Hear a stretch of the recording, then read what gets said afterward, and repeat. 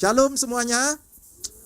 Semua kita diberkati Tuhan. Boleh saya lihat tangan yang diberkati Tuhan? Kita berikan tepuk tangan sekali lagi buat Tuhan Allah kita. Haleluya. Puji Tuhan. Hari ini kita akan belajar kebenaran firman Tuhan. Dalam pertemuan yang lalu kita sudah bahas di Amsal pasal 4 ayat 20 sampai 22. Hari ini kita akan baca ayat 23. Amsal 4 ayat ke-23. Ayo kita buka Alkitab kita ya. Kita akan baca bersama-sama. Amsal 4 ayat ke-23. Yang sudah dapat katakan Oke, kita baca. 3, 2, 1. Jagalah hatimu dengan segala kewaspadaan, karena dari situlah terpancar kehidupan. Saudaraku, firman Tuhan mengajarkan kepada kita, jagalah hatimu. Saudaraku ya. Siapa yang jaga hati? Ya kita sendiri yang jaga hati. Jaga hati kita sendiri. Ya enggak ya. Sebab dari situlah terpancar, terlalu denging, kecil dikit aja. Sebab dari situlah terpancar kehidupan, saudaraku. Tuhan suruh kita jaga hati dengan segala kewaspadaan. Artinya kita perlu waspada di sini, waspada di situ, waspada di sini, waspada di mana-mana, saudaraku. Jagalah dengan segala kewaspadaan. Seringkali kita nih nyanyinya agak salah gitu. Gimana lagunya dulu ya? Tuhan, ku mau kau menjaga hatiku. Kita mau minta Tuhan jaga hati kita. Tuhan ngomong, kamu yang jaga hatimu. Kok aku yang jaga hatimu? Kamulah yang jaga hatimu. Jagalah hatimu dengan segala kewaspadaan. Denging ini terlalu tajam. Denging terus gitu. Jagalah dengan segala kewaspadaan. Kita yang jaga. Kenapa kita perlu jaga? Sebab Tuhan ngomong, dari situlah terpancar kehidupan, saudaraku. Dari situ terpancar kehidupan, saudaraku. Jadi kalau kita mau mengalami kehidupan, bukan hanya sekedar hidup, tetapi hidup yang baik yang Tuhan rancangkan, hidup yang baik yang Tuhan sediakan, maka kuncinya adalah pada hati kita, saudaraku. Ketika hati kita benar, saudaraku, maka semua pikiran kita, perkataan kita, kehendak kita, tindakan kita, perasaan kita, semuanya itu akan selaras dengan firman Tuhan. Dan itu akan membuat Tuhan menyatakan kehidupannya, menyatakan kuasanya, mujizatnya, kesembuhannya, semua berkatnya kepada kita. Karena hati kita di dalam keadaan yang baik. Itulah sebabnya juga iblis setiap hari dia berusaha untuk merusak hati kita. Hati kita tadinya adalah hati yang baik pada awalnya, saudaraku. Tapi kemudian iblis berusaha untuk menanamkan benih-benih. Iblis berusaha meracuninya. Sehingga tanpa kita sadari kita hidup dengan hati yang rusak, saudaraku. Ketika hati kita rusak, saudaraku, maka kita tidak akan mengalami hal yang baik. Saudaraku, di dalam Amsal pasal 24 ayat ke-10, firman Tuhan katakan, jika engkau tawar hati pada masa kesesakanmu, kecillah kekuatanmu. Saudaraku, waktu kita mengalami kesesakan, iblis mencobai kita terus, iblis merusak, mengganggu kita terus, membombardir dengan masalah-masalah, saudaraku. Sehingga kita mengalami kesesakan. Pada saat kita sesak itu, Tuhan ngomong apa? Jangan tawar hati. Kalau kau lagi sesak dan kau tawar hati, maka kecillah kekuatanmu. Kau nggak akan bisa bangkit. Kau nggak akan bisa maju, kau nggak akan bisa menang, kau nggak akan bisa berhasil. Kenapa? Karena kamu nggak punya kekuatan. Karena kau tawar hati, kau terlalu pahit, kau rasa begitu kecewa, begitu pahit, dan membuatmu tawar hati. Rasanya udah nggak bisa ngapa-ngapain lagi, saudaraku.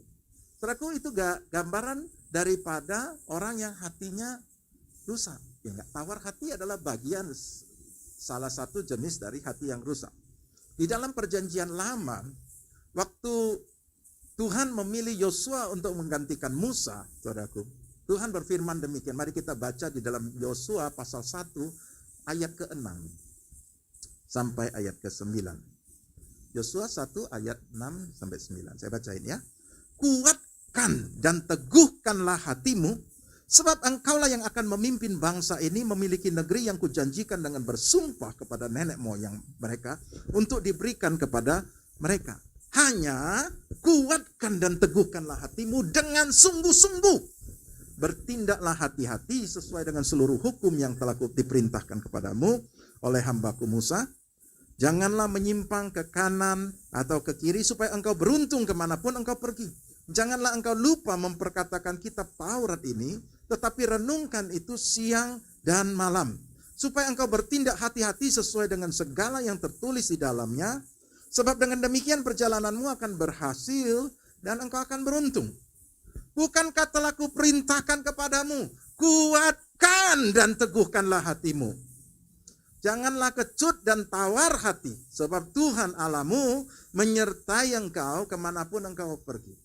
Saudara tahukah Bapak Ibu bahwa Musa itu gagal karena dia begitu tawar hati kepada bangsa Israel. Dia begitu kecewa, dia begitu marah kepada bangsa Israel. Bangsa yang tegar tengkuk, bangsa yang gak bisa nurut punya, bangsa yang susah diatur, saudaraku. Dan sehingga membuat Musa itu begitu emosi, tawar hati, marah, saudaraku. Dan ketika Tuhan suruh ngomong sama batu, dia marah, dia pukul itu batu tuh. Emangnya aku harus keluarin air dari batu ini? Kepak, dia pukul itu batu, saudaraku. Airnya tetap keluar.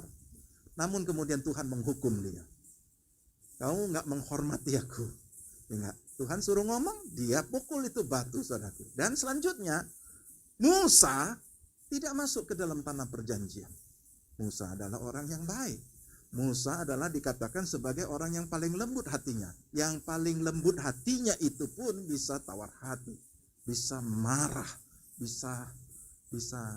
Dan akhirnya membuat dia tidak masuk ke dalam tanah perjanjian, saudaraku ya. Itu adalah gambaran bagaimana ketika hatinya rusak, saudaraku. Dan Tuhan sampai 3 kali berturut-turut ngomong sama aja.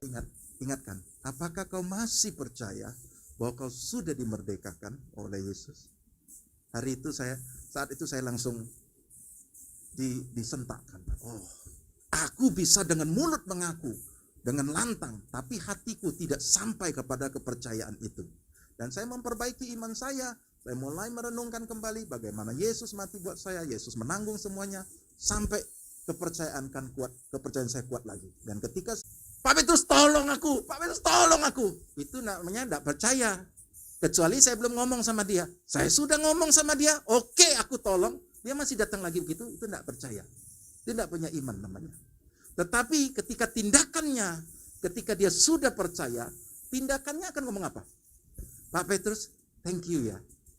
Pertama dia akan mengucap syukur, berterima kasih. Tidak. Atau dia akan memuji saya. Pak, aku nih bangga, Pak. Aku betul-betul happy banget. Aku punya sahabat yang baik. Sahabat yang selalu bisa tolong aku.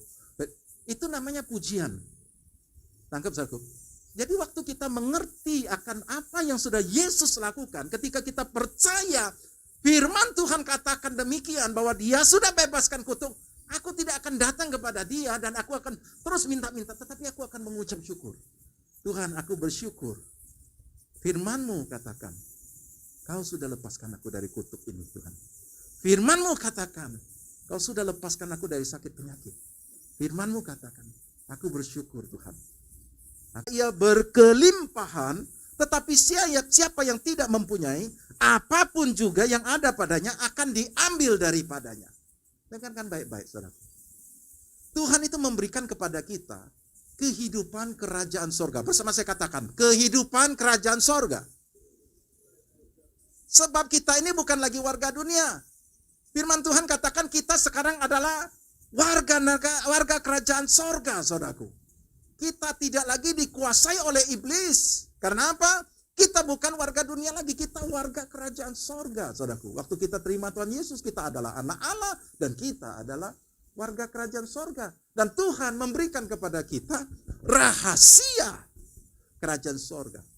Dia mau kita hidup di dalam berkat kerajaan sorga.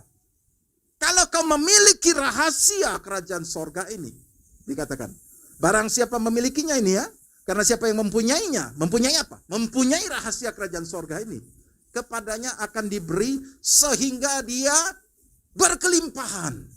Tetapi siapa yang tidak mempunyai apa? Tidak mempunyai rahasia kerajaan sorga, apapun yang ada pada dirinya akan diambil. Siapa yang ngambil?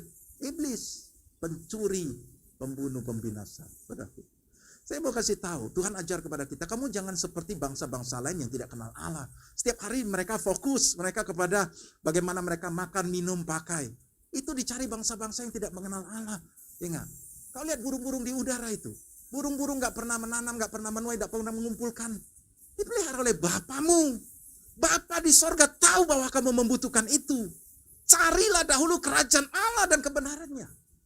Maka semuanya itu akan ditambahkan kepadamu. Dan Tuhan ngomong, kalau kau dengar firman Tuhan, aku kasih tahu, ada rahasia kerajaan sorga itu. Itu diberikan kepadamu. Kalau kau ngerti, kau tangkap itu, kau dapat rahasia kerajaan sorga ini. Kau akan berkelimpahan. Aku akan menambahkan kepadamu sampai berkelimpahan. Kau jangan pusing seperti bangsa-bangsa yang gak kenal Allah. Nah, itu adalah rahasia, saudaraku. Tuhan itu mau memberikan kepada kita rahasia kerajaan sorga. Itu adalah benih yang dia berikan kepada kita, saudaraku. Benih itulah adalah rahasia kerajaan sorga. Kalau kita mengerti, kita mendapatkannya, maka kita akan mendapatkan apa yang Tuhan sediakan, berkelimpahan. Kalau kita nggak dapat, yang ada pada kita pun akan diambil sama iblis.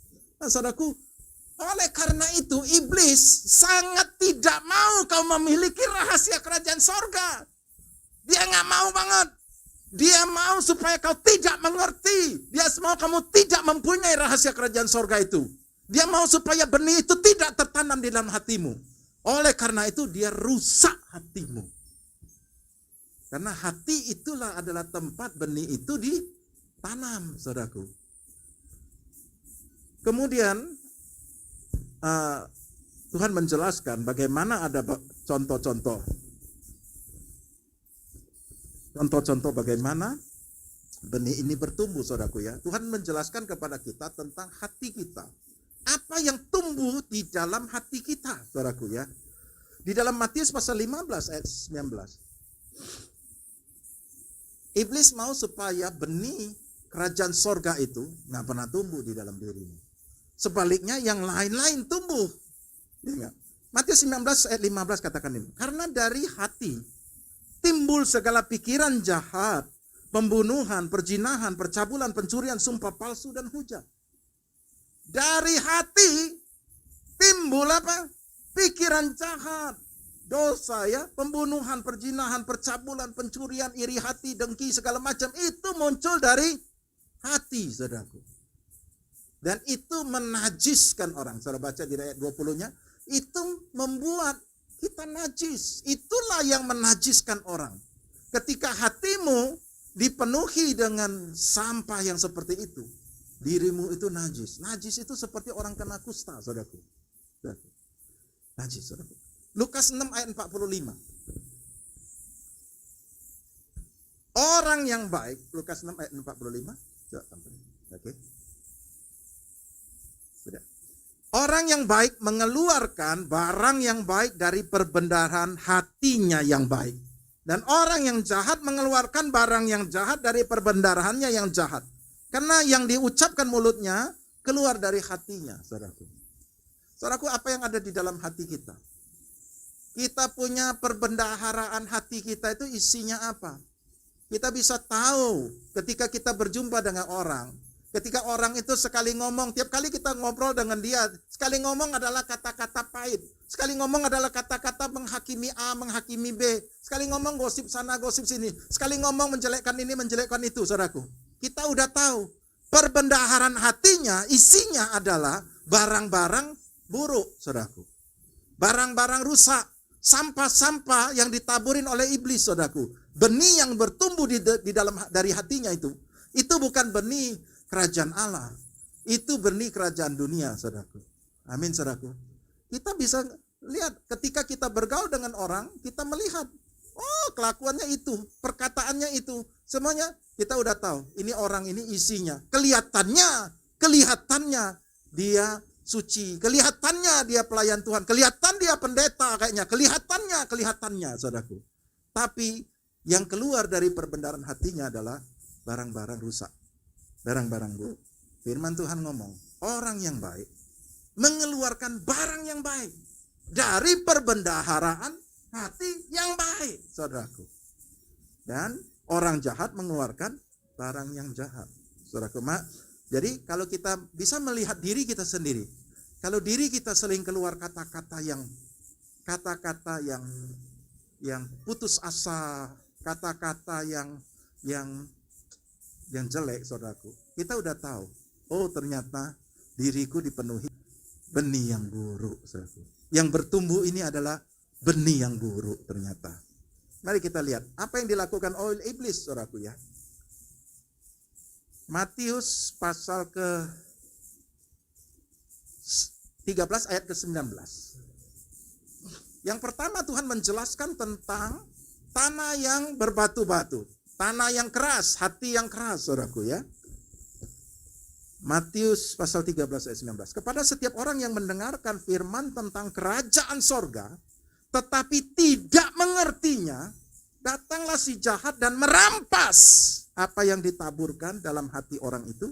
Itulah benih yang ditaburkan di pinggir jalan, saudaraku. Saudaraku, hati yang keras itu membuat benih tidak bisa ditaburin. Hati yang keras membuat benih tidak bisa tertanam. Itu karena hati yang keras, saudaraku. Saudaraku, seperti Kain pada saat hatinya rusak, saudaraku ya. Kain dipenuhi dengan emosi, dipenuhi dengan iri hati, dengki dengan adiknya Habel, saudaraku. Waktu Kain itu hatinya rusak, saudaraku, apa yang terjadi? Tuhan, ini bukan manusia, Tuhan sendiri mendatangi Kain. Dia ngomong, mengapa wajahmu muram, tidak berseri-seri? Ya enggak? Terus Tuhan ngomong, awas, dosa sudah mengintip di depan pintu. Tapi kau harus berkuasa atasnya. Dia mau supaya Kain berkuasa atas dosa. Sebab Tuhan tahu Kain mau membunuh Habel, saudaraku. Tuhan mengingatkan, ini Tuhan loh, bukan orang loh. Tuhan sendiri mendatangi Kain, memberi nasihat kepada dia, mengingatkan dia. Tapi apa yang terjadi? Hatinya sudah rusak. Hatinya penuh dengan kedengkian, saudaraku. Dan firman Tuhan tidak bisa masuk. Dia tetap membunuh Habel, saudaraku. Dengarkan baik-baik. Kalau hatimu keras, firman Tuhan itu nggak bisa ditanam di dalam hatimu. Nggak bisa, saudaraku. Kita mempunyai benih kerajaan sorga yang sama. Dibagikan kepada semua orang. Semua orang menerima benih yang sama. Benih yang bisa memberikan kepadamu kehidupan. Benih yang bisa memberikan kepadamu kasih karunia yang limpah. Benih yang penuh dengan janji Allah. Benih yang bisa merubah semua keadaanmu. Semua benihnya segera dia rampas. Karena jangan sampai itu tertanam di dalam hatimu. Saudaraku, berapa banyak kita tidak betul-betul menghargai firman benih kerajaan sorga itu. Dengan hati yang subur, saudara. Saya mau tanya, berapa banyak engkau yang ingat khotbah minggu lalu? Kita pun khotbah apa minggu lalu? Berapa banyak yang ingat khotbah saya yang 2 minggu lalu? Khotbah apa itu? Saudaraku, karena benih itu mungkin tidak tertanam, saudaraku. Seringkali kita datang ke gereja karena kita adalah orang Kristen yang perlu datang ke gereja setiap minggu. Kalau nggak ke gereja, apa kata orang? Saudaraku, bukan itu, saudaraku. Engkau kehilangan benih kerajaan sorga. Ketika kau tidak mengerti, itulah sebabnya Tuhan mau kau mengerti. Dia mau kau merenungkan, dia mau kau mendengarkan terus. Dia mau kau mendengar. 2 minggu lalu kita belajar apa? Perhatikan, arahkan telingamu, ya enggak? Itu supaya kita bisa mengerti. Ketika kita mengerti, iblis nggak bisa curi, saudaraku. Tapi kalau kita tidak mengerti, kita nggak dengar, hati kita keras, nggak bisa ditaburin, saudaraku. Langsung dicuri olehnya. Orang ini nggak perlulah berkat kerajaan sorga, langsung hilang. Dan kemudian kita ngomong kenapa kita tidak mengalami berkat, saudaraku. Itu hal yang pertama, saudaraku. Kita bisa kecewa, kita bisa keras karena Tuhan sendiri. Tapi ada orang hatinya keras, gak bisa ditaburi dengan benih karena manusia, saudaraku. Dia mungkin kecewa sama si pembicaranya, si pengkhotbahnya. Kalau lihat siapa pembicara hari ini, berapa banyak orang kau masih begini? Siapa pembicara hari ini? Pembicaranya Petrus. Petrus lagi. Sudah hari ini aku gak ke gereja, aku pergi gereja sono, saudaraku. Saudaraku, kenapa? Karena dia kecewa sama manusianya. Barangkali. Dia ngomong apa? Orang itu teori. Setiap kali firman Tuhan, teori. Dia gak dengar orang ini. Kenapa? Hatinya sudah keras. Dia gak peduli firman Tuhan itu adalah benih kerajaan sorga. Dia cuma tahu, teori. Dia cuma bisa ngomong. Tapi dia gak bisa lakukan. Dengarkan apa kata Yesus. Yesus ngomong gini. Orang-orang Farisi dan ahli Taurat itu sudah menduduki kursi Musa. Dengarkanlah ajarannya. Dengarkan ajarannya. Tapi jangan turuti kelakuannya. Artinya, yang diajarkannya itu adalah kebenaran firman Tuhan. Kau dengar itu baik-baik. Walaupun Tuhan sendiri membenci orang Farisi dan ahli Taurat. Jangan turuti kelakuannya. Saudaraku, kita harus mengerti. Firman Tuhan itu adalah benih kerajaan sorga. Itu adalah ada rahasia kerajaan sorga yang akan merubah hidup kita. Yang telah diberikan melalui pengorbanan Tuhan Yesus. Ketika kita tidak mengerti karena kita pahit sama hamba Tuhan. Kita pahit sama pelayan Tuhan. Kita pahit sama jemaat Tuhan. Barangkali dia pinjam duit gak bayar-bayar saudaraku. Kita kepahitan saudaraku. Dan akibatnya kita gak mau ke gereja. Saya berjumpa dengan sahabat yang seperti itu. Kenapa kok gak gereja? Karena dia kepahitan sama pelayan Tuhan. Saudaraku, bodoh banget. Kenapa? Karena iblis tertawa terbahak-bahak. Selamanya kau tidak pernah mendapatkan benih kerajaan sorga. Itu yang diinginkan oleh iblis. Kenapa? Selama-lamanya kau tidak pernah mendapatkan taburan rahasia kerajaan sorga itu. Saudaraku, kenapa lagi kita bisa keras karena Tuhan, keras karena manusia. Tetapi ada karena dia hidup di dalam kegelapan. Yohanes 3 ayat 20 katakan, sebab barang siapa berbuat jahat membenci terang dan tidak datang kepada terang itu, supaya perbuatan-perbuatannya yang jahat itu tidak nampak. Saudaraku, ada orang mungkin hidup di dalam perzinahan gitu ya. Dia sudah terikat sama selingkuhannya gitu. Jadi kalau dia datang ke gereja dia takut. Enggak. Takut ditelanjangi sama firman Tuhan. Dia takut firman Tuhan menyerang dia, saudaraku. Ada orang hidup di dalam kegelapan, hidup di dalam menggunakan jimat, hidup dengan kuasa jahat, saudaraku. Dan dia takut, saudaraku. Firman Tuhan itu bisa menghajar dia. Akibatnya apa? Dia nggak mau ke gereja. Dia nggak mau dengar firman Tuhan. Dia nggak mau. Dia sibuk dengan ini, saudaraku. Hatinya sudah keras, saudaraku. Hati yang keras tidak mungkin bisa mengerti. Kalau kau tidak mengerti, kau tidak akan punya iman untuk mempercayai itu. Firman itu, rahasia kerajaan itu tidak mungkin tertanam dalam dirimu. Hal yang kedua adalah benih yang ditabur di dalam tanah yang tipis, sehingga dia nggak bisa berakar. Hati yang diberikan kepadanya tipis, ya nggak? Artinya apa? Dia nggak begitu serius. Pergi gereja bolehlah ke gereja, ya nggak? Hari Minggu gitu. Tapi untuk lebih lagi, untuk lebih dalam lagi, untuk suruh baca firman Tuhan lebih lagi, apalagi merenungkan, apalagi harus pergi ke cell group, apalagi harus ikut kom, apalagi harus no. Nggak ada waktu sebanyak itu gitu. Tapi setiap minggu bolehlah aku kasih 2 jam ke gereja, saudara. Kadang-kadang kita tidak begitu serius untuk mendapatkan benih tersebut. Ketika datang ke gereja kita dapatkan firman Tuhan katakan, oh ya oleh bilu-bilunya aku sembuh, oh oleh ya Tuhan Yesus sudah menanggung semua kutukku. Amin, yes, amin, saudaraku. Tapi dikatakan apa? Dia saya bacakan ayat 20 ya. Matius 13 ayat 20. Benih yang ditaburkan di tanah yang berbatu-batu. Tanah yang berbatu-batu ialah orang yang mendengar firman itu dan segera menerimanya dengan gembira, tetapi ia tidak berakar dan tahan sebentar saja. Apabila datang penindasan atau penganiayaan karena firman itu, orang itu pun segera murtad. Tadi ada di pinggir jalan, ada yang tanah berbatu-batu, tanahnya tipis, saudaraku ya. Tetapi dia tidak bisa berakar, saudaraku. Dan apabila datang penindasan atau penganiayaan karena firman itu, orang itu segera murtad.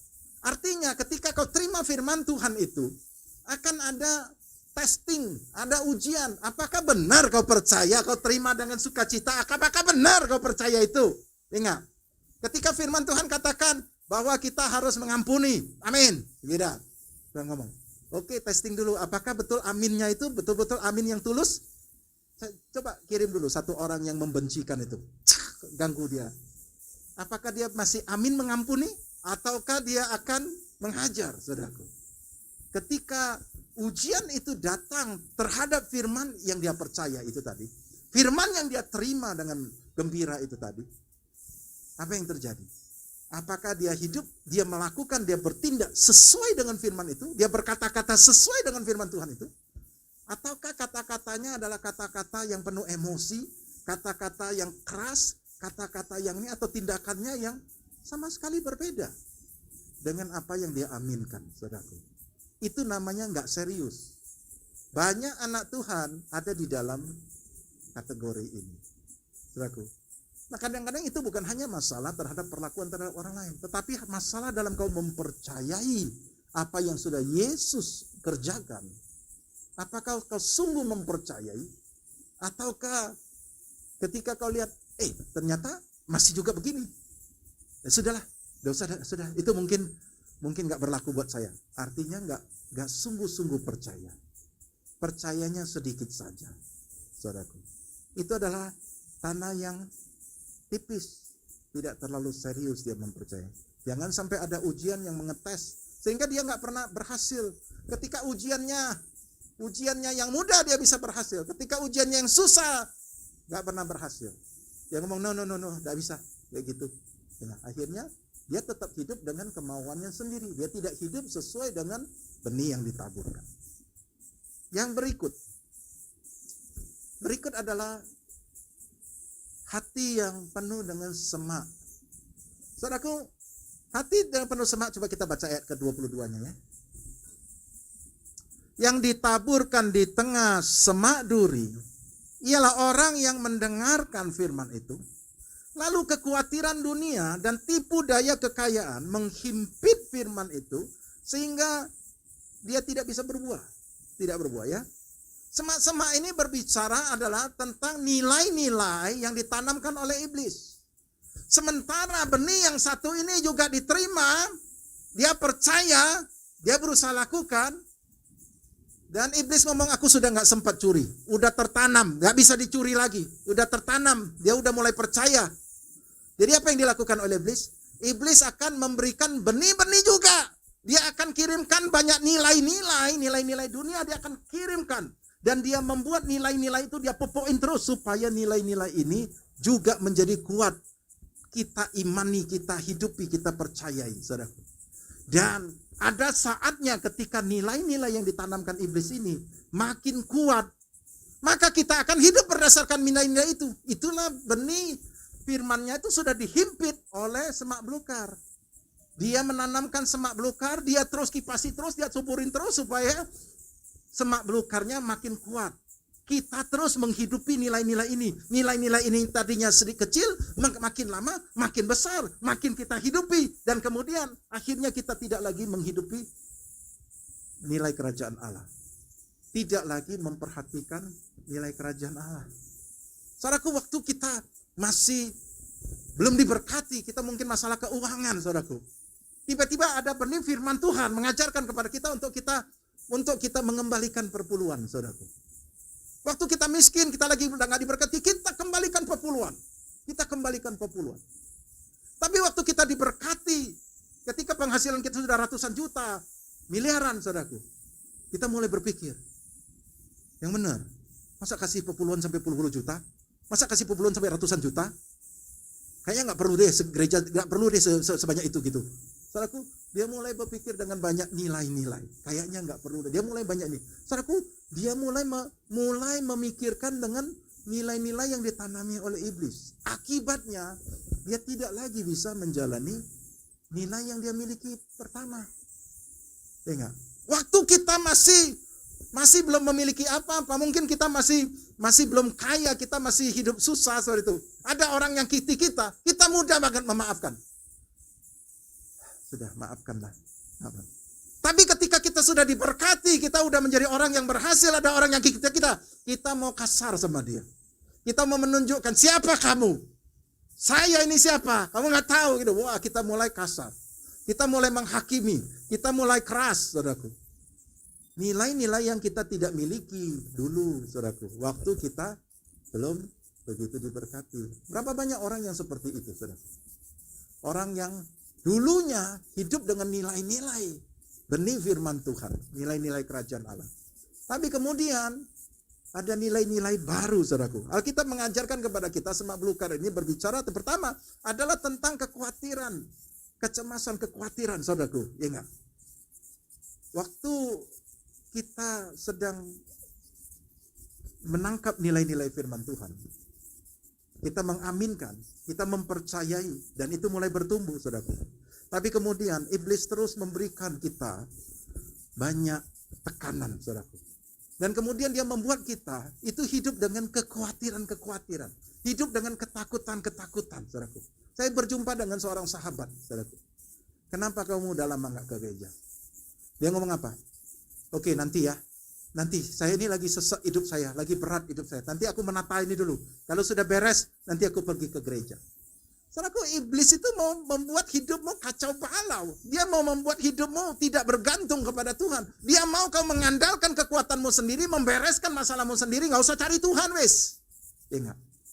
Dan itulah yang dia jalani waktu itu. Dia ngomong, ya nanti ya, aku sekarang lagi berat. Lagi keuanganku lagi berat. Lagi ini gue lagi berat. Semuanya lagi berat. Ingat. Dan dia tidak mencari Tuhan, saudaraku. Saudaraku, membuat benih itu tidak lagi hidup. Padahal ini adalah anak Tuhan. Padahal dia dulu adalah pelayan Tuhan. Hari ini entah dia di mana. Dia lagi sibuk membereskan masalah-masalah yang membuat dia khawatir tentang hidup dia. Membuat dia sesak, membuat dia cemas, membuat dia. Saudaraku, kekhawatiran hidup kita. Tuhan, iblis mau supaya kita banyak-banyaklah khawatir. Banyak-banyaklah kamu fokus, urusin kamu punya masalah. Dan iblis akan menambahkan lebih banyak lagi pencobaan ke dalam hidup kita. Dia akan menyerang keluarga kita, dia akan menyerang pekerjaan kita, dia menyerang keuangan kita, dia menyerang kesehatan kita. Udah habis-habisnya kita berusaha untuk membereskan. Udah habis-habisnya kita cemas terus, kita khawatir, kita takut terus, saudaraku. Dan akibatnya firman Tuhan itu tidak pernah bertumbuh.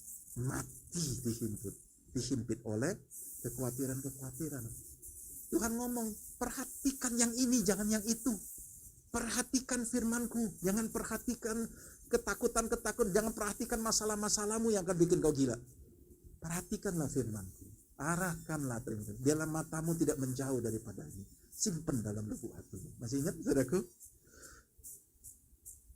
Kekhawatiran yang kedua, iblis menaruh godaan, kenikmatan dunia. Godaan-godaan, saudaraku. Dia membuat kita ini semakin nikmat, saudaraku. Dulu kita fokus. Tiap kali ada sel group datang, doa ini datang, semua datang, segala macam.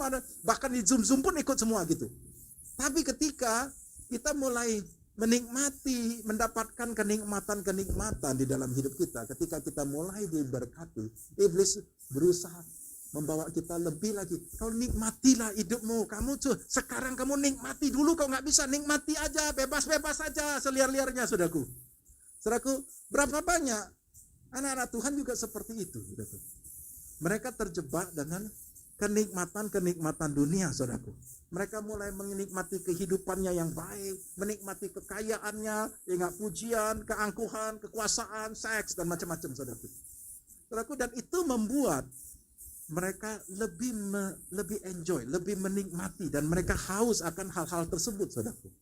Berapa banyak oleh karena kekayaan. Dulu kau bisa hidup dengan kebenaran firman Tuhan. Tetapi setelah kau kaya, saudaraku, uang itu sepertinya menjadi dewa di dalam hidup kita. Uang itu ketika itu menjadi sesuatu yang sangat sangat mengerikan. Kalau ada orang sampai nggak bayar utang, ya nggak, utangnya juga nggak seberapa gitu. Wah, dia akan habis-habisan, saudaraku.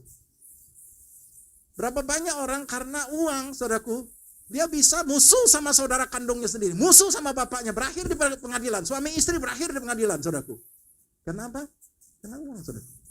Jadi firman Tuhan itu mati tergencet oleh karena uang, oleh karena urusan seks, oleh karena urusan macam-macam, saudara. Dan iblis terus memberikan, apalah yang kau mau, ya itu sudah, ambil aja. Kamu mau apa? Mau wanita, aku kasih wanita. Mau apa? Mau seks, aku kasih seks. Mau apa? Mau uang, kasih kau.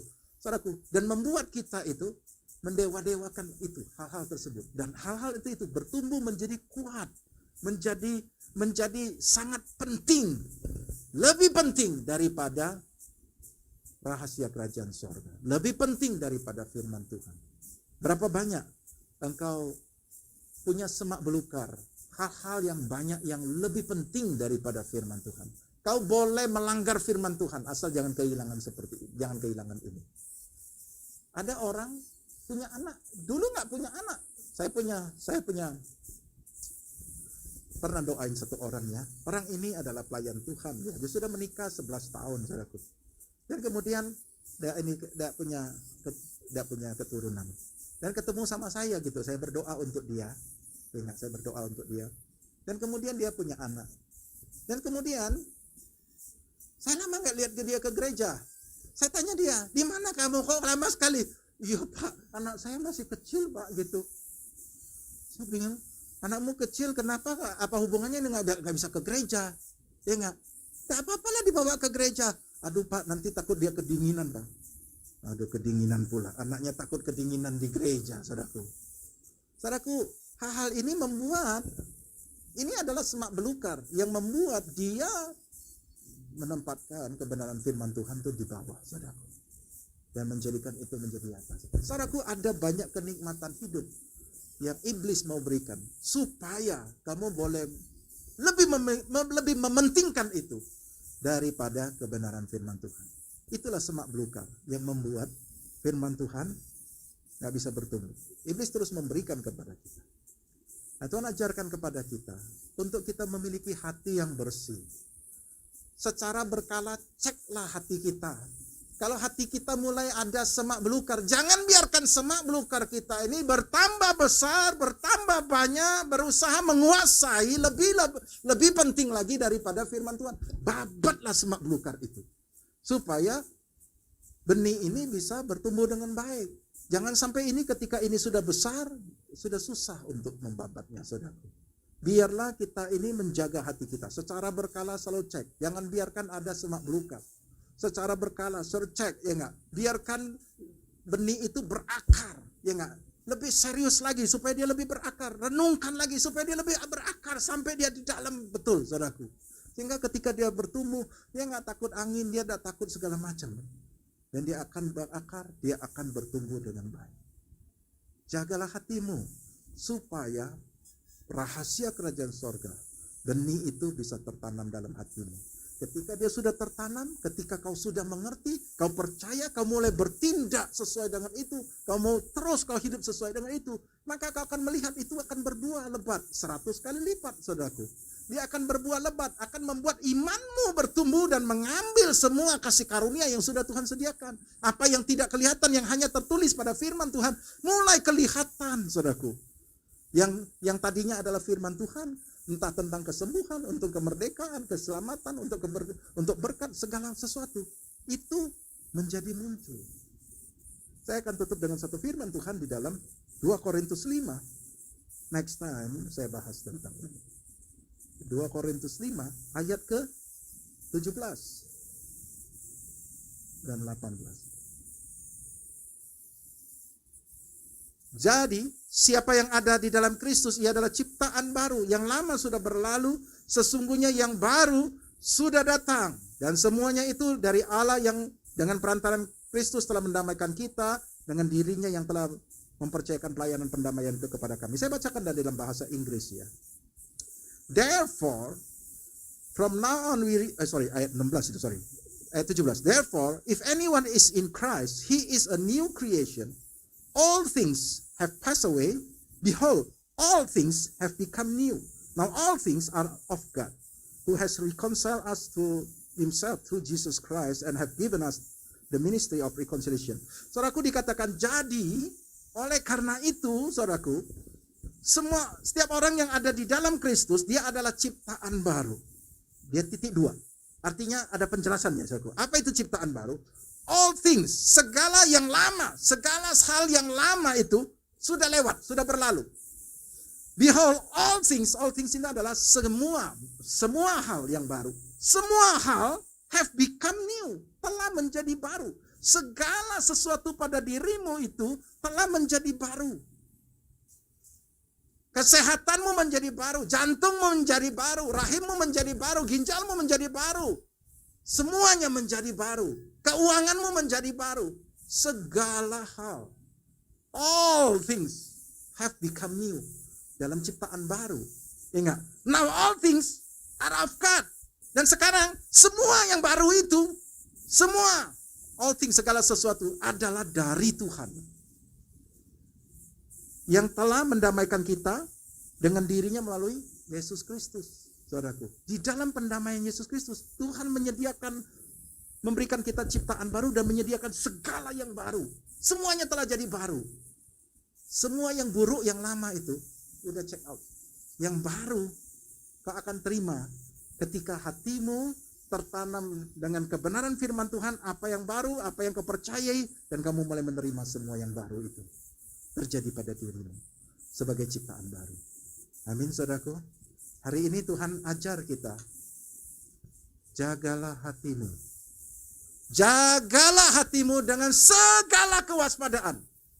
Sebab dari situlah terpancar kehidupan. Ada kehidupan yang baik.